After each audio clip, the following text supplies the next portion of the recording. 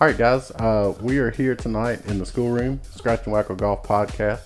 We have a special guest with us tonight. We're very excited that he's here. Thomas's dad, Robert Buchanan, is with us, and he's going to join us tonight. And my hope is that Thomas and Mr. Buchanan just talk, and we get to hear some of their stories. But we're super excited tonight to tell one of our stories about an event that we went to here in Mobile, a large banquet put on by Dex Imaging. We got tickets. We showed up with a press pass ticket that we didn't know how to use. We'll get into that a little bit. And the event kind of led one thing into the other. And that's the story, one of the stories we want to tell tonight. And so why don't we start with that one? So why don't we start? I'll throw in where I can, but y'all can start wherever you want to.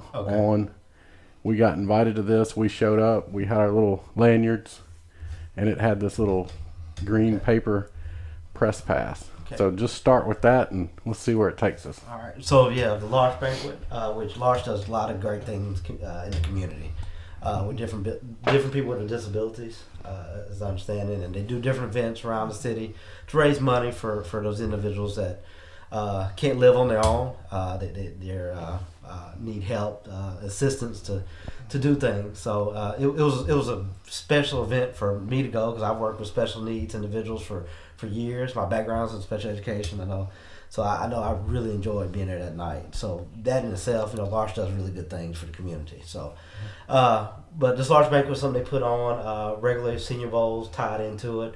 Senior Bowl is a great event here in Mobile. It's actually coming up here in a couple weeks.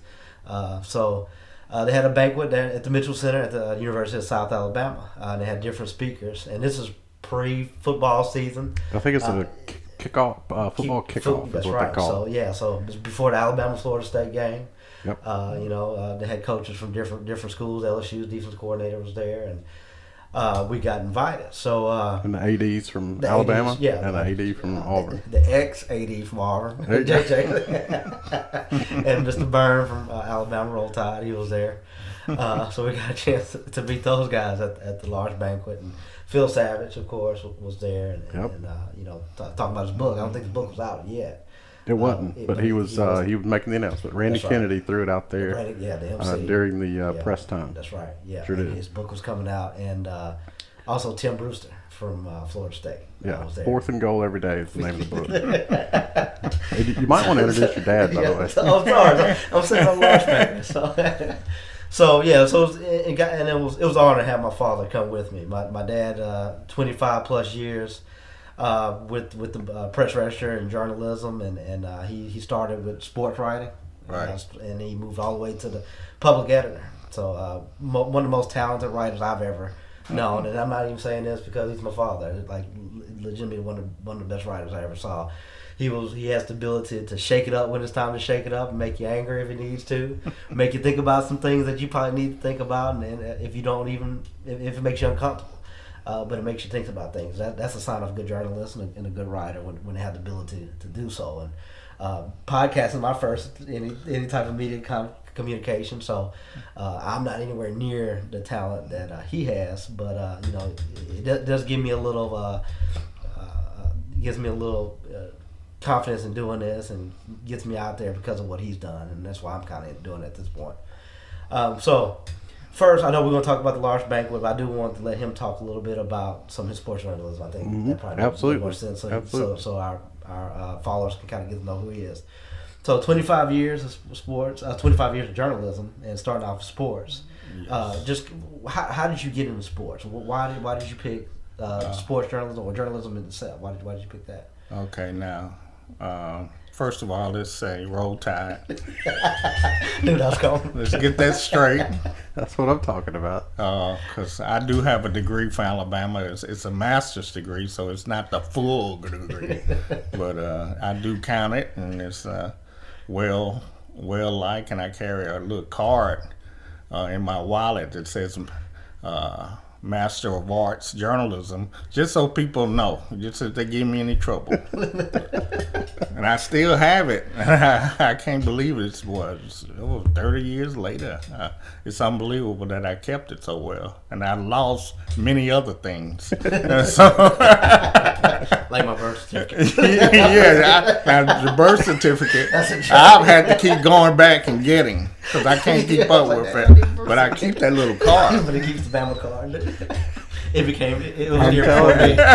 Yes, it was. I've told Thomas many times, Alabama football is in our DNA. Yeah. It Yes. is in our DNA. Well, It yeah, has to it's the first thing you do. When Thomas was born, when he came home, the day after he came home, I put this oversized shirt on him. It just swallowed him, poor baby, and I put it on him because the Auburn game was the next day, was on a Saturday, because he was born right before the game, and which we had set up some other thing that was he was going to come during the day of the game. It was going to be questions of whether I was going to be there or not.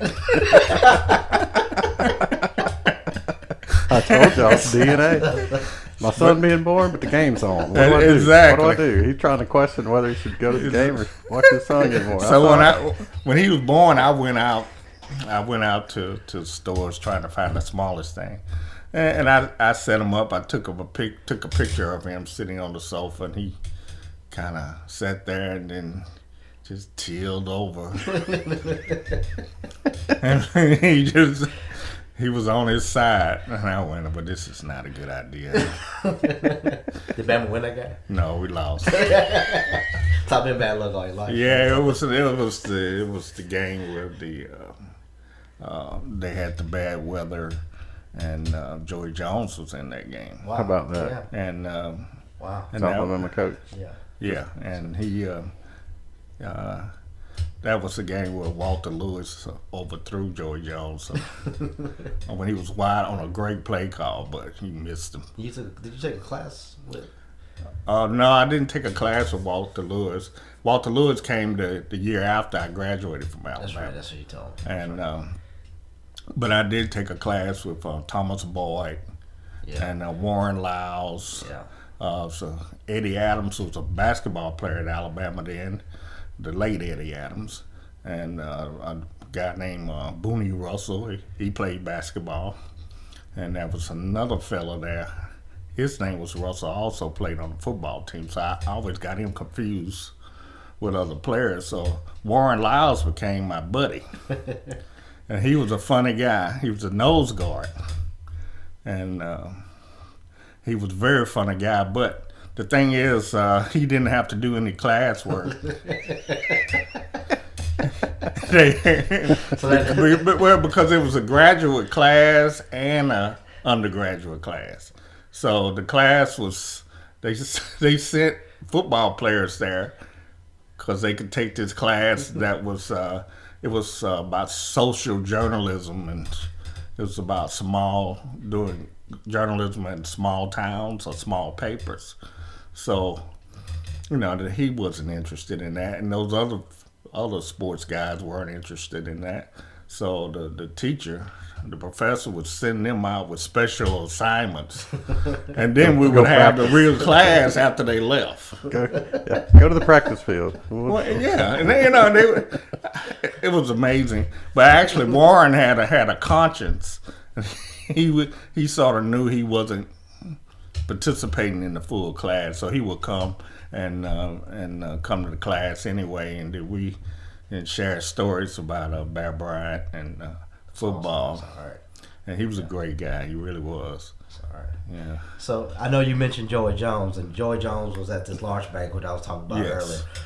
So it was an opportunity for us to meet some of those guys. Joey Jones, Charles Davis, the great Charles Davis, the voice of Madden at this point. Well, let me stop there and say, so we had these press passes. We're walking around. We found our table. We'd gotten there fairly early because I think 45 minutes or so was supposed to be this meet and greet and this press pass, right? That's right. So we had found our table. We're kind of standing around. There was a silent auction going on. Some of those coaches were starting to come in. That's right. And I'm like, I'm seeing people there that I know. And I'm like, hey, does anybody know where this press room is, this meet and greet room is? And they were like, no, have no idea. Right. So I think I went over to the silent auction, and I see somebody spin off and go underneath the seats or something, one of those halls. Right. And so I went and found you guys. I said, I think I found where this press room is. So we just start walking, and we get over there, and there's a dude standing there, look like security. And I was like, "Is this where the meet and greet is?" And he's like, "Yeah, it's right down that hall." Right. And at that point, we had like 10 minutes, I think. Right. So we run in there, and we walk in, and I noticed nobody, except this tall dude wearing a nice suit. Right. And I went, "That's the guy from the Golf Channel. He did the U.S. Open recently." Right. And I think Mr. Buchanan went, "Oh, that's Charles golf." Davis. He goes, "That's Charles Davis." That's Charles Davis. And I was like, "Who's Charles Davis?" And he goes, "You don't want to know." And I said, "Why not?" And he goes, "He Tennessee. He's Tennessee guy." Don't worry. And Thomas picks up on Greg Bryan, the new AD at Alabama, and said, "Kip, this is the guy you need to go talk Greg to." Bryan. Yeah. So yeah, we're running around in there. We get something to drink. Yeah. And Jacobs was there in there too. And who's that? Yeah, that's what I said. I was already. I said, "That's Jay Jacobs." I haven't talked to him. I didn't say a word to him. Don't care to meet this guy. No, I don't want to. Doesn't matter. I said, "But there he is." There he is. Let's stay away from him. So we run over and we introduce ourselves to Greg Bryan, the new AD. Super nice guy, a lot of charisma, a lot of personality, and so we get our picture made with him. That's right. And we're standing there getting our pictures made with him, and there, I think I remember somebody saying, "Hey, it's about to start," or "There's a 5 minute." Anyway, maybe we looked at our watch and we're like, "Man, we don't have much time." And I said, "Thomas, I really want to go over and meet Charles Davis." And Mr. Buchanan still, "Nah, no, you don't." I was like, "Come on, guys, let's go do this just for me." So we walk over, and Charles Davis is talking to somebody, and he's real gracious to whoever he's talking to. We give him time to move away, and at that point, he spots me. We shake hands, tell him who I am, like he knew that. And then we introduce him to Thomas and introduce him to Mr. Buchanan, and I think my buddy Herb was there. Yeah, Herb was there. And Herb didn't know him from Adam. And Herb actually, I think, ended up walking away. Yeah. And so part of the courtesy and part of the small talk there with Mr. Charles Davis was, now that you've been in Mobile, have you had an opportunity to play golf? That's right. Yeah. And Mr. Davis says, "You know what? Ever since I've been here, that's all people are talking about. Have you played the magnificent golf courses here in Mobile?" And he goes, "But unfortunately, every time I'm coming here, I'm working." So I set it up to where I said, "Mr. Davis," I said, "I play golf, and in Thomas's beginning, and Mr. Buchanan," I said, "Do you play golf?" "Nah." And I said, "Well, that's all right." I said, "That's all right." I said, Mr. Charles, next time you come to Mobile," I said, "if you'll look us up, well, this is a foursome right here. Me, Thomas, Mr. Buchanan, and you." I said, "Do you play golf?" And he's like, "I love golf." So then I tried to throw out the U.S. Open commentator, but I didn't get there. That's right. Because at this time, Mr. Charles Davis, I think, reaches up and puts his arm on Mr. Buchanan. He did. And they I were said, going back and forth at the time. They were talking about Mr. Holloway that played at Tennessee, the old wide receiver. The quarterback. It was a quarterback. That's right. It was a quarterback. That's right. I'm sorry. Yeah, the Yeah, quarterback. that's my favorite Tennessee player. Yeah, And you told Charles that. Yeah, I too. told him that. Yeah. It was a whole. And he appreciated that. Yeah. He did. Well, he said that's why he went to Tennessee because of him. That's right. What was the guy's name again? Holloway. Congress Holloway. Yeah. That's right. Yeah. He was Conyers. That's right. He was heavily recruited by Alabama, Mm-hmm. and in 1970, I want to say he was one of the first black quarterbacks, if not the first black quarterback in the SEC. In the SEC, that's right. Yes, That's right. Yeah. And he's Charles, from Huntsville. Charles said, that's the reason. That's the reason why he when I went to saw that, and he got recruited by somebody, and he said he wanted to be on Tennessee because of that. Right. And he mentioned somebody coming from Alabama to recruit him too, didn't he? He did talk Yeah. about it. And then, yeah, that was, and then that's when it got salted. All right. That's when that's Salty? It got salted. We'll just leave it at that. So at that moment, I'm trying to calm everybody down, right? But I see Mr. Davis reach up and grab Mr. Buchanan on the shoulder, and I said, "Now, full disclosure, Mr. Charles," I said we're Bama fans, and I said I'll full disclose this too. I said, "Mr. Buchanan informed me that you played for Tennessee on the way up to talk to you," And so he told a little bit about his background. He played defense, and there was a play that he talked about for some reason. Who did he play up against? Was it Herschel or was it Bo? Yeah, he did. What was that? Well, he talked about playing against George Jones. Yeah, that's right. Yeah, that's right. He did talk about And that. That's right. Yeah. That's well, okay.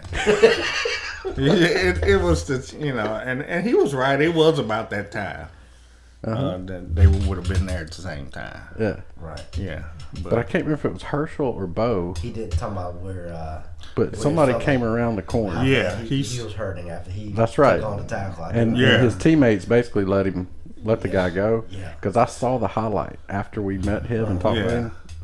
It was on his Twitter page that somebody posted it. Wow. And he did. The guy, Bo or Herschel, one comes around the corner, and the other guys almost run the other way. And Davis is there to try to tackle this man. Boom.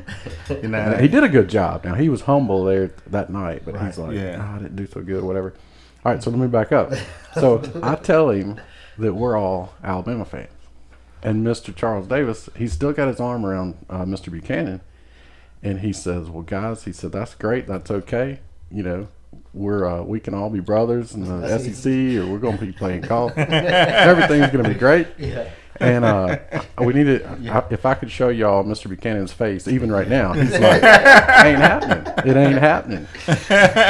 So Davis picks up on this, right?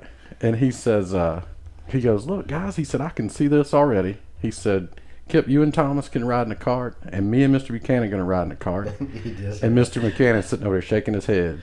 Not happening.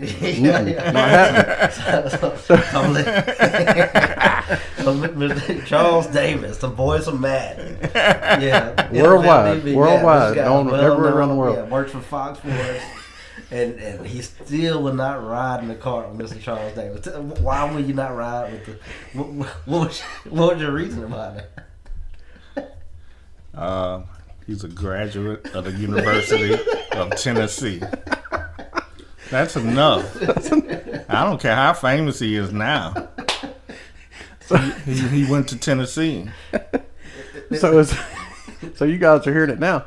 So as he's hearing the same thing from Mr. Buchanan tonight, he says, "Well, I'll tell you what." He said, look at it this way, maybe. He said, after about 6 holes, riding with me, he said, things are gonna be great. You're gonna like me. You're gonna love me. Yeah. And he said, and Mr. Buchanan's still shaking his head. Nope, not happening. So Mr. Charles Davis tried it one more time. He goes, "Well, I'll tell you what." He said, "If you finish 18 holes with me, a Tennessee volunteer graduate," he said, "we get to the pearly gates." He said, "If there's any question of why you should get in," he said, "you can tell St. Peter I rode 18 holes of golf in 4 hours in the cart with Mr. Charles Davis." And what did you tell him? I told him it wasn't happening. He said, and then Charles Davis... And and then Charles Davis said, if that was the only way you were going to get in these pearly gates... That's right. ...was to play these 18 and ride with me, he said... I said I'd take my chance. So, it's that serious. It's that serious. So it's that very serious. I mean, to me, Tennessee is our biggest rival. Mm-hmm. Now, Auburn fans would get angry if you say that. Of course, Auburn is your biggest rival. No, it's not. It's Tennessee. It was Bear Bryant's biggest rival. And I always say that. Tennessee was it. Yeah. When it came Tennessee week, we got really riled up. And things have not changed. And it hadn't changed with me. It hasn't changed with me. I don't care what the record is, how bad it is, or if they don't have a coach. I still want to beat Tennessee more than anybody. So we finally get the call that everybody's got to go, and the banquet's getting started. So we go find our table, we sit down, we start eating and doing all that thing, and all these speakers start speaking. Boom, boom, boom. One after the other, one after the other, one after the other. And then I'm going to let you take it from here. Yeah. Charles Davis stands up there and starts thanking the guy the flight attendants, the pilots, the limousine driver, everybody. Yeah. So we get in there. I think the ADs have spoken at this point. I think Charles Davis was the keynote speaker that night. Yeah. And one of the most talented speakers I've ever seen. I mean, the way he came off the cuff with what he talked about tonight. But yeah, he was giving thanks to all the people, like again at the airlines. I think even the person that picked him up that day at the airlines, that drove him to the hotel. He was telling all his stories about the hospitality in Mobile and how great these people are in Mobile, how nice they are. so in the middle of doing this, he goes back and refers to meeting Mr. Buchanan in the meet and greet room. And this is in his main speech in front of everybody, and Mr. Buchanan in the meet and greet room before going on the stage and to talk to us about the upcoming football season. And he basically tells that story. He tells that story from front to the end about that. And then I think me, Kip, and my father were sitting there looking at each other. My dad, his face didn't change. Yep, I did that. Yep, I sure did. No, do it again. And me and Kim we were excited. So my eyes were big as saucers. Yeah, me and Kim were excited. And Thomas's mouth was wide open. Yeah, and my dad's like, and Mr. Buchanan's sitting over there still shaking his head. I ain't riding with him. I ain't playing golf with him, man. He plays Tennessee. I ain't doing it. And Mr. Charles Davis went on for what, 10 minutes? I mean, he told the entire the whole story about St. in Peter front of probably 2,000 people. That's right. And they were I might be making that up. There was a bunch of tables in there. Yeah, the floor of the Mitchell Center full of tables, big banquet. And he's telling and looking at Mr. Buchanan and pointing to him and kind of waving at him, giving him it was just a surreal moment. That's right. I mean, it truly was. Because, he basically told a story. I mean, I'm sure he had talking points going into the story, but he literally made 10 to 15 minutes where he carved out his speech on something that just happened maybe an hour prior to that, which was impressive to me. To this day, I'm still impressed by that. But just to tie in his audience and that type of thing is a talent in itself. And in that story, that would be something I'll remember forever. Absolutely. Yeah, and I know I'm a follow will as well. But I made sure and we were so stunned and shocked. That had happened. None of us took a picture. And we didn't take a picture. We got a picture of Byrne. We got the picture of Byrne, but we got rushed out of the greet and meet. And then as we're sitting there just freaking out that he's telling our story in front of all these people, we never once thought about taking a snapshot. That's right. So I go home and I kind of sit down and think about, man, this just happened. The voice of Madden. He calls games on Sunday. He does that still regularly. So I was like, man, let me send Charles Davis a tweet. I was like, I'm gonna thank him for doing that. And make sure that he knows that we appreciate that. So I put that in the tweet, the name, Mr. Buchanan, myself, and Kid, we thank you, for making that reference to that story and those type of things. And he tweeted back the next day, and he said, no problem. I had a great time down there. We'll see what happens on the third Saturday in October. That's what he said. Well, yeah, he did say that. I read that. I went, is there any question? I mean, this guy, come on. And we took care of business, didn't we? We did. Yeah. They're still waiting on that win. So they're in a streak that Alabama was in back in the 70s. When Alabama, I think we won 10 in a row. So we're on 11 now, right? Yeah, we're on 11 now. So I get to work the next day, and I get a call from our table sponsor. Right. Says, Kip, I got something for you. And I was like, what is it? He goes, I'm going to stop by and give it. I can't remember if he stopped by or went by there. Anyway, maybe I went by his office. I went by his office. Yeah. And he goes, hey, we had some extras, and I want you guys to have this because of the story that he told. That's right. So I go over there and look at it, and it's a football that has been signed by all the guest speakers. That's right. And Randy Kennedy from AL.com and everybody that was there, anybody that had anything to do with it. And so I called Thomas, and I was like, guess what we just got from last night? And he's like, what? I said, we just got a signed football. I said, it's got Charles Davis' signature on it. And he went, what? And I said, I'm bringing it to you. You want to take it and give it to your dad. That's right. And I will admit, y'all know me, I signed it. Yeah. If this podcast was going on there, he would have put scratch and quotation mark. The question would be, did Randy Kennedy sign it? Yeah, I think he did. Yeah, Randy. I got Randy Kennedy's signature. I used to work with him at the press last year. That's right. that's a hard pill to swallow. Well, I mean, I tell you what, when we get this podcast set up and get a picture, we'll send him. You can send him an autographed picture of your podcast moment. From Randy Kennedy. now Randy's a good guy though. Yeah, he's a good guy, and he was there, and some other guys like Mike Herndon, he was there with his wife. Yeah, Herndon. That I had worked with. Mm-hmm. And so we all scattered all over Mobile, I guess now. It's great sports writer. Yeah, but that was our incredible, and golf brought it together. Yeah, the golf story. Yeah, it was a football banquet, but walking up with the intention of talking to Charles Davis about his work on the U.S. Open a couple of years ago. Not the previous year, but like 2 years before, when he was on the Golf Channel, and it turned into just an incredible experience for all of us. Right. But so that was cool. That was so much fun for me, and you guys, I'm sure. Yeah, I enjoyed it. We still talk about it pretty regularly. yeah. So he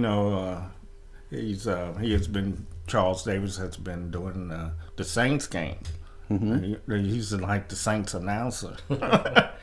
Every week, I'm watching the Saints and I'm hearing his voice.